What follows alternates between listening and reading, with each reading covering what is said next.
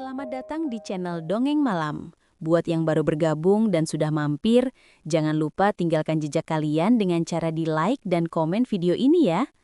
Untuk kali ini, Dongeng Malam akan membawakan lanjutan cerita dengan judul Wanita di Tebing Utara. Kita mulai saja ceritanya. Kuy?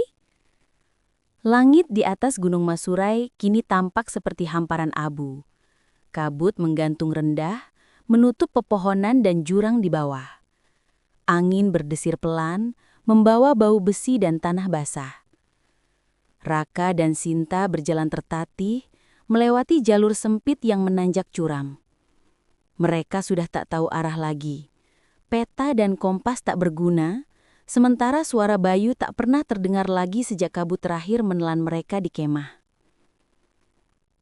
Langkah mereka terhenti ketika kabut tiba-tiba menipis, membuka pemandangan tebing batu raksasa di depan mereka. Tebing itu menjulang tinggi, berwarna abu tua dengan guratan aneh di permukaannya. Simbol-simbol kuno tergurat di sana. Spiral, matahari, dan bentuk perempuan dengan rambut panjang menjuntai hingga tanah. "Ini tebing utara," bisik Raka lirih. "Kamu yakin?" tanya Sinta, suaranya gemetar.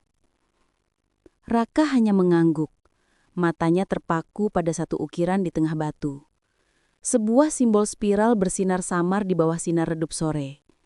Bentuknya identik dengan lionten yang pernah dimiliki ibunya sebelum menghilang bertahun-tahun lalu. Tangannya gemetar ketika menyentuh batu itu. Dan seketika, udara di sekitarnya berubah dingin ekstrim.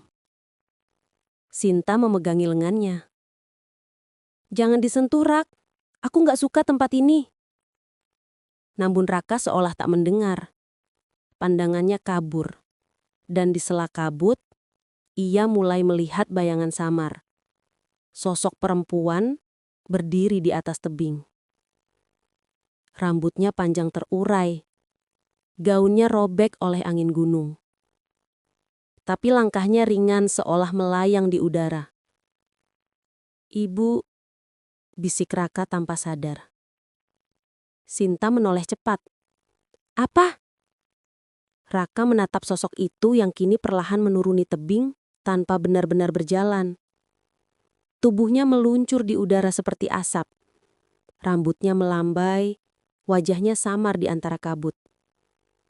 Dan ketika sosok itu mendekat, Sinta melihatnya juga. Perempuan itu, wajahnya memang menyerupai seorang wanita paruhbaya. Lembut dan penuh kasih, seperti seorang ibu. Tapi matanya hitam seluruhnya. Tanpa bola mata, Raka, memantulkan langit suara kelabu. lembut itu bergema di udara. "Anakku." Raka mematung. Air matanya jatuh tanpa sadar. "Ibu, itu benar ibu?" Sinta mundur 2 langkah, menggenggam liontin yang tergantung di leher Raka. "Raka, jangan dengarkan dia. Itu bukan ibumu." Namun suara itu semakin lembut, semakin akrab. "Kau sudah besar, Raka. Kau datang jauh-jauh ke sini hanya untuk menemukanku, bukan?" Raka menunduk. Aku cuma ingin tahu kenapa ibu pergi." Sinta menarik bahunya keras. "Raka, lihat matanya. Itu bukan manusia." Tapi saat Sinta berkata begitu, wanita itu mulai menyanyikan lagu Nina Bobo yang dulu sering didengar Raka waktu kecil. Suara itu hangat, lembut, penuh nostalgia. Raka terisak, dan tubuhnya seolah kehilangan tenaga. Aku ingat lagu itu. Ayo nak, panggil ibu, panggil namaku, biar kita bisa bersama lagi. Sinta panik. Ia mengguncang tubuh Raka keras-keras, tapi tatapan Raka kosong, seperti orang yang tengah bermimpi sambil berdiri. Bibirnya mulai bergerak mengikuti suara itu. "Sri," bisiknya lirih. "Sri Mulyani." Begitu nama itu terucap, suara di gunung berhenti total. Tidak ada angin, tidak ada burung, tidak ada daun bergerak. Dan dari bawah tebing muncul suara gemuruh seperti ribuan langkah kaki. Batu bergetar, Simbol di dinding tebing menyala terang, Sinta membentuk menjerit, lingkaran menarik cahaya Raka hijau menjauh, kebiruan. tapi Raka malah berjalan mendekat. Matanya kini gelap seluruhnya. Ibu panggil aku. Raka, jangan. Namun kabut di sekeliling mereka menggulung, membentuk bayangan-bayangan perempuan lain, puluhan, ratusan. Semuanya berambut panjang, berpakaian lusuh, wajah mereka menyerupai wanita yang sama, hanya berbeda usia. Mereka semua menyanyikan lagu yang sama, dengan nada rendah menyeramkan, seolah memuja sesuatu. Tidurlah anakku sayang, gunung ini rumahmu pulang. Sinta berlari mendekat, menampar wajah Raka. Bangun Raka, itu bukan ibumu udah mati kan? Raka berhenti sejenak, matanya berkedip, seolah sadar sesaat. Tapi sosok wanita itu kini berdiri Wajahnya tepat di kini depannya. jelas, Jarak hanya 1 identik meter. dengan ibunya. Bahkan tanda lahir kecil di pipi kiri pun sama. Tapi kulitnya pucat seperti lilin. Dan dari sudut matanya menetes darah hitam. Aku ibumu, nak, bisiknya. Kau sudah panggil aku, sekarang ikut ibu pulang. Sinta berteriak, mencoba menarik Raka. Tapi kaki Raka mulai tertanam ke tanah. Seperti disedot akar hitam yang muncul dari bawah kakinya. Ia menatap Sinta dengan wajah ketakutan. Sinta, tolong aku! Sinta menunduk, menarik lengannya kuat-kuat. Tapi tanah di bawah kaki Raka berubah seperti lumpur hidup. Jangan lawan dia, nak. Suara wanita itu menggaung. Kau akan bebas di sini. Tak ada rasa sakit. Tak ada kehilangan. Raka menjerit. Ibu, aku kangen. Tapi aku belum mau mati. Sinta mengambil liontin dari leher Raka. Liontin spiral yang sama seperti simbol di batu. Ia mengangkatnya tinggi dan menghantam batu spiral besar itu dengan sekuat tenaga. Krek! Liontin pecah Kabut dan menjerit. simbol di batu Ya, padam seketika. Kabut itu benar-benar berteriak seperti makhluk hidup. Sosok-sosok wanita menjerit bersamaan, melengking, sebelum lenyap satu persatu menjadi abu yang terbawa angin. Wanita yang menyerupai ibu Raka menatapnya terakhir kali dengan wajah sedih. Kau harusnya ikut ibu. Dunia ini terlalu kejam untukmu, nak. Dan kemudian, ia hancur menjadi debu, terbawa hembusan angin gunung. Raka jatuh berlutut, terengah, air mata bercampur tanah di wajahnya. Sinta memeluknya erat, tak peduli tubuh mereka menggigil. Dia bukan ibumu, Rak, ucapnya pelan. Aku tahu, jawab Raka lirih. Tapi suaranya sama persis. Hening. Hanya bunyi desir angin dan burung hantu jauh di atas yang memecah keheningan. Di belakang mereka, simbol-simbol batu di tebing mulai retak dan pudar. Namun satu di antaranya masih samar berpendar, Kabut belum seperti beranjak. belum sepenuhnya Udara padam. di lereng utara Gunung Masurai kini beku. Diam, seperti dunia telah berhenti berputar. Sinta menatap ke belakang sekali lagi, ke arah tebing batu yang kini hanya tinggal bayangan samar di tengah kabut. Raka berdiri di sana. Wajahnya tak lagi jelas, samar di balik putih dingin yang menelan segalanya. Raka, ayo turun! Suara Sinta menggema, tapi tak ada balasan. Ia menunggu beberapa detik, 5, 10, mungkin 30. Tapi tak ada apapun kecuali desir angin yang terdengar seperti bisikan. Jangan tinggalin aku, Rak!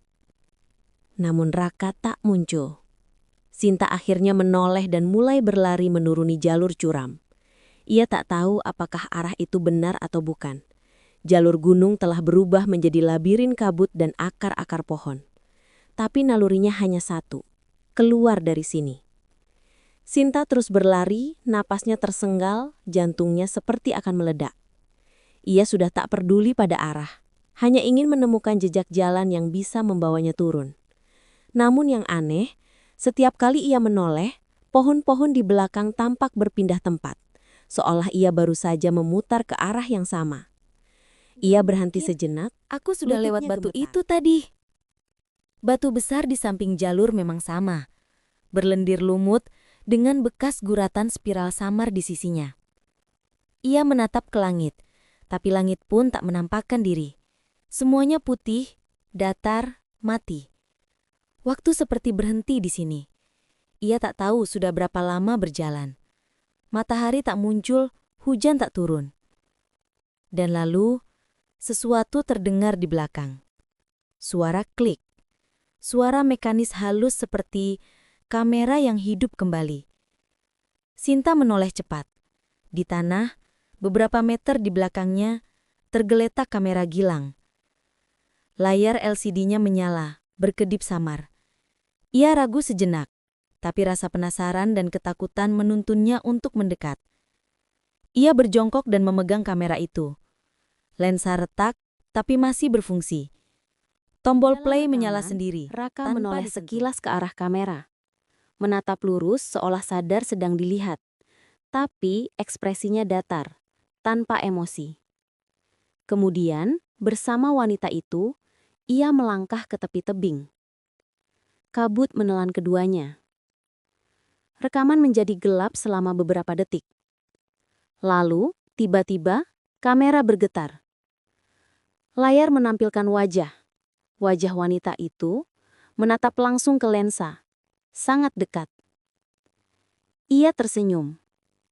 Dan kamera mati. Sinta menjatuhkan kamera, menjerit histeris. Ia berlari tanpa arah, menembus kabut, menabrak dahan, tergelincir, bangkit lagi. Air mata dan keringat bercampur. Nafasnya terputus-putus. Namun tak peduli seberapa jauh ia berlari, jalur gunung selalu sama. Batu yang sama, pohon yang sama. Kabut yang sama. Suara Tolong! teriakannya lenyap Tolong dalam hening siapapun! yang tak berujung. Lalu, dari jauh terdengar lagu Nina Bobo, suara yang lembut, mendayu, seperti datang dari seluruh penjuru kabut. Tidurlah anakku sayang, gunung ini rumahmu pulang. Sinta berhenti, lututnya lemas. Ia menutup telinganya, tapi suara itu menembus kepala, menari di pikirannya. Dan dari sisi matanya, ia melihat bayangan hitam melintas cepat di antara pepohonan. Lalu satu lagi. Lalu banyak. Mereka datang. Ratusan siluet wanita dengan rambut panjang melayang di udara, menyatu dengan kabut. Semua tersenyum dengan wajah yang sama. Wajah wanita dari tebing utara. Sinta menjerit, dan dunia menjadi hitam. Seminggu kemudian, sekelompok pendaki lokal dari desa Sungai Tenang menemukan jalur lama menuju puncak Masurai setelah hujan lebat membersihkan lereng. Di salah satu cekungan tanah, mereka menemukan kamera rusak terletak di antara batu dan lumut. Salah satu dari mereka, Pak Rendra, memungutnya. Ini merek luar. Masih bisa nyala nggak ya? Ia menekan tombol dan layar LCD menyala beberapa detik. Cukup lama untuk memperlihatkan satu rekaman terakhir. Video menunjukkan pemandangan kabut di tebing. Lalu perlahan, dari kejauhan, muncul seorang wanita berdiri sendirian di ujung tebing. Rambutnya panjang, bajunya sobek oleh angin. Ia berdiri diam, menatap ke arah kamera. Beberapa detik berlalu, lalu wanita itu tersenyum. Layar menjadi hitam, kamera mati selamanya. Pak Rendra tertawa kecil. Wah, pendaki zaman sekarang doyan bikin video serem ya.